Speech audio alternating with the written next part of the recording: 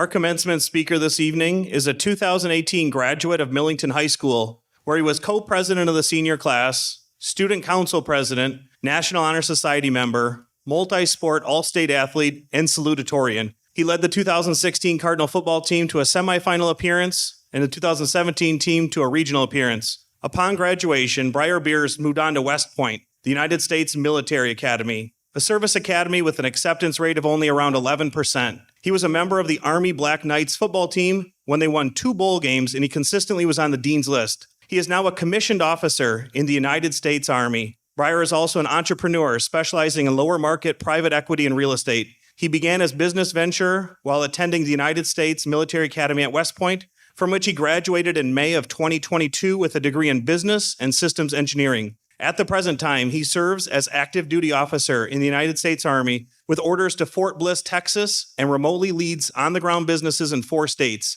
Ladies and gentlemen, it is my distinct privilege and honor to introduce Millington graduate, class of 2018, and Second Lieutenant, United States Army, Briar Beers.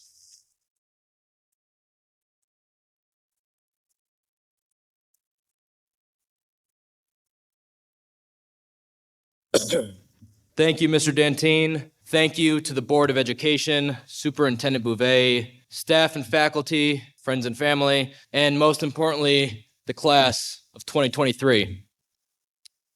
As Mr. Dantine said, I was in these seats just 5 years ago, and here's what I can tell you about the commencement speaker on that day. I don't remember who it was, I don't remember the message, and I distinctly remember pondering how I was getting to the bonfire later that night, as I assume many of you are right now. However, I do remember the commencement speaker for the year prior. Cameron Wilson, a Millington graduate, gave an amazing story about retaining his small-town pride through the trials of an Ivy League medical school interview. His words served as a great inspiration for me in the last 6 years, and I'll be sharing a few similar situations I've found myself in since that time. As I've discovered in the public speaking I've done, it's crucial to tailor both your message and your delivery to your audience. Whether speaking to peers, soldiers, or investors, the impact of your words lie in their relatability. So thankfully, I'm not too far removed from where you all are today. I've sat in these chairs. We actually shared the school building for 2 years. You guys were in 6th and 7th as I was in 11th and 12th. And as all Millington graduates understand, we know what it's like to be raised by the village. In one of my admission essays to West Point, I wrote about this village experience. I attribute that essay to a significant part of my acceptance. A few weeks after my arrival, an admissions officer saw my last name and asked me quite curiously, "Does your town really have 1 stoplight and 7 churches?" And I said, "Yes, ma'am. But one of those churches doubles as a school, if that paints the better picture." At the time, I wrote that essay hoping they'd feel sorry for me. My youthful naivety failed to recognize the unique advantages my Millington upbringing provided over my new classmates at the academy. The class composition for my class further magnified my initial insecurity. In my first class, we started our introductions to our new classmates. To my left sat a cadet named Elizabeth. She went by Lizzie.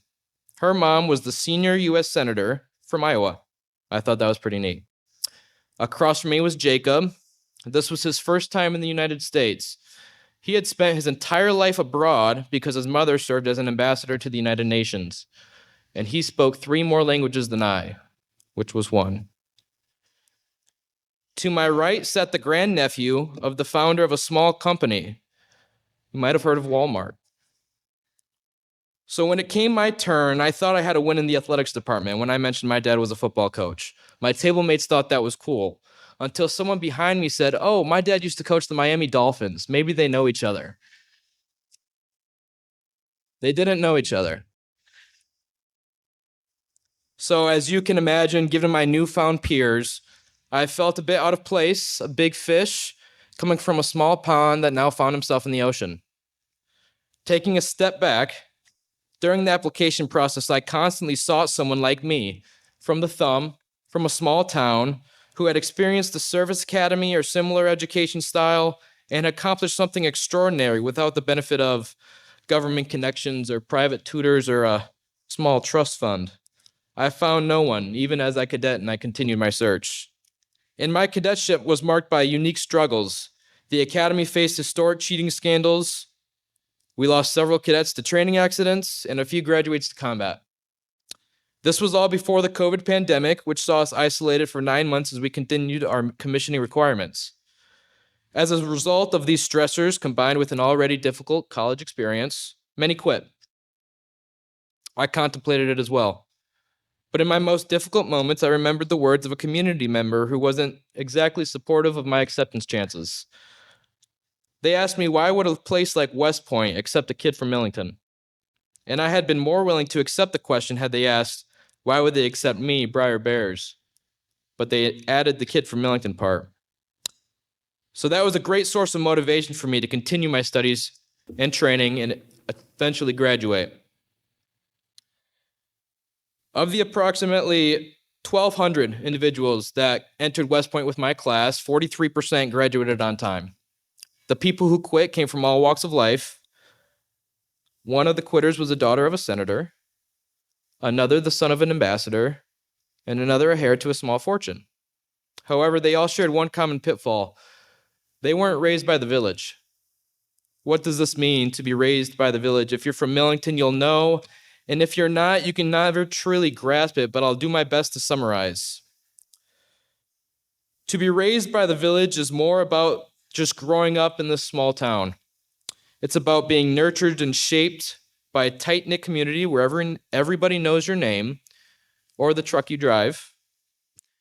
In a community that generally looks out for each other, especially in challenging times.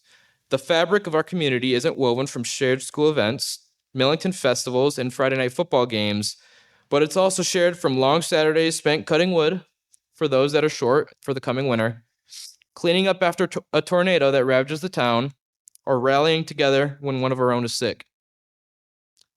To be raised by the village is to understand the value of hard work and resilience. As jobs have left Flint and Saginaw in recent decades, we've thrived as a small, resilient community through sheer grit and resilience. But more than anything, to be raised by the village means sharing core values, respect, and community. We carry a piece of Millington in our hearts, no matter where you go or what you achieve. And those of us who succeed know we have the ability and therefore the responsibility to give back to the community that gave us so much. So as I wrap up, I need to make something abundantly clear to the class of 2023. Despite my initial ignorance, I was indeed prepared for the challenges that lied ahead of me, as you are.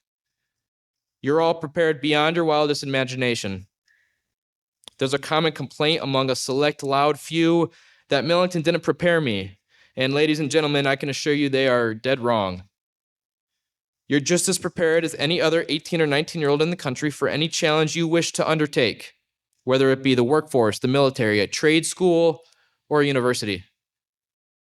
And that is to credit to the staff and faculty behind me and to your left and right, and the community members that are here today. So the only thing required from you is a refusal to quit, as every failure can be traced back to a decision whether or not to quit. So class of 2023, I will leave you with this. If you cannot find someone like you in a place you want to be a few years from now, be that person for someone behind you. Continue to value the lessons you've learned here while being open to those you'll learn later. And for the village that raised you, never quit. Thank you all, and I cannot wait to see what this class accomplishes in the future.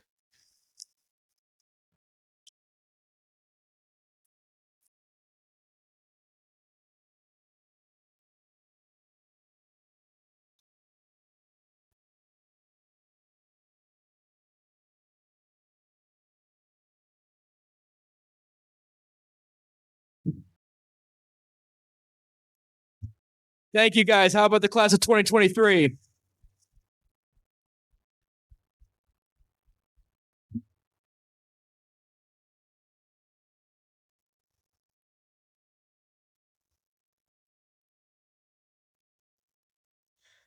Thank you for the nice speech. It's one of the first standing ovations I've seen after speech. Before I present the class of 2023,